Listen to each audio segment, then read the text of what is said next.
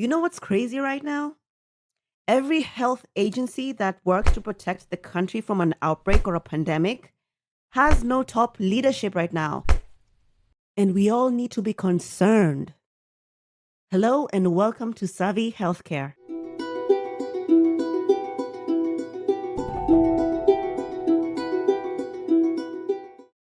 We seem to be in the middle of a bunch of different outbreaks.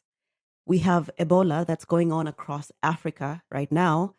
We've had measles. We've got hantavirus that I think we're just coming out of. And then we have monkeypox that just pops up here and there every now and again. So it seems like in this exact moment that everything's going on, every single federal agency that's responsible has had their directors either step down or be fired. Even the top public health experts are saying that there've never been a time in history that we've had no FDA head, no Surgeon General, and no CDC director all at the same time in history. So this is a big deal. Now, most recently, Dr. Jeffrey Taubenberger resigned as the acting director for NIAID. NIAID is the National Institute of Allergy and Infectious Diseases. He stepped down last week and he gave no reason as to why he was stepping down, and no replacement has been named so far. So, who is Dr. Jeffrey Taubenberger? What is NIAID and why should you care? Well, you may not recognize his name, but you know his job. He held the position that was once held by Dr. Fauci. You know him. And NIAID is responsible for conducting and funding basic and applied research to prevent, diagnose, and treat infectious diseases and outbreaks. The work basically forms the foundation for preparedness whenever there is a pandemic or an outbreak. So it's a truly very important organization. And you may remember Taubenberger as the scientist who resurrected the 1918 Spanish flu from frozen tissue samples. Essentially, he was resurrecting this virus so that we can study it and prepare for its potential return. And at the time, his work was very controversial because people didn't know if this is just brilliant or reckless. Because it's obviously very important that we dig up and re-engineer old viruses that killed billions of people so that we can learn something. Nothing bad ever happened from that, right? Right? But there was no way to understand how it formed, why it behaved the way it did. So that was the idea. That was the kind of simplistic idea. Another controversy that was surrounding Dr. Taubenberger was that he was holding a patent for a bird flu vaccine while his lab was at the same time working on bird flu strains. Okay? That's crazy. Anyone would think this is suspicious. But legally, government scientists can earn up to $150,000 annually in royalties from patents.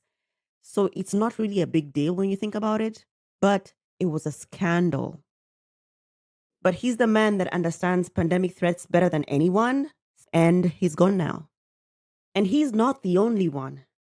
8 out of the top 10 senior NIAID officials have been pushed out or resigned since the beginning of the year.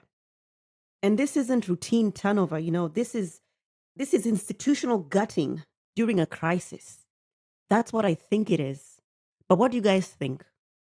And it's not just the layoffs or the forced resignations. There's also been a lot of policy changes in these institutions that are affecting the outbreak right now. For example, NIAID researchers aren't formally allowed to communicate with the World Health Organization, the WHO, even during this current Ebola outbreak. So just think about what that means. It means that the scientists whose job is to track and respond to exactly this kind of outbreak were told that they could not talk to the global body that's coordinating the response. Like seriously, the people with the information are not speaking to the people who have boots on the ground. And I've seen debates on the internet, people wondering why is Ebola that's happening in Central Africa an American problem? Well, it is an American problem because it is a global problem. Recently, the World Health Organization declared it a public health emergency of international concern. Basically, that means it's everybody's problem. And it's ultimately cheaper for everybody to stop it there than for them to wait until it gets into their countries. So it's very important that all the health agencies in America have strong leadership at this time. This is not the time to have no Surgeon General, no head of FDA, and no head of NIAID or the CDC. So whether you think this is political incompetence or maybe a deliberate purge or perhaps even a long overdue accountability for these agencies that lost public trust, it's all the same because at the end of the day, we don't have anyone steering the ship. We have no strong leadership at the helm of an active outbreak. But it might be worth looking into how and why these organizations lost public trust. It's such an epic story, and we'll discuss that on a different video.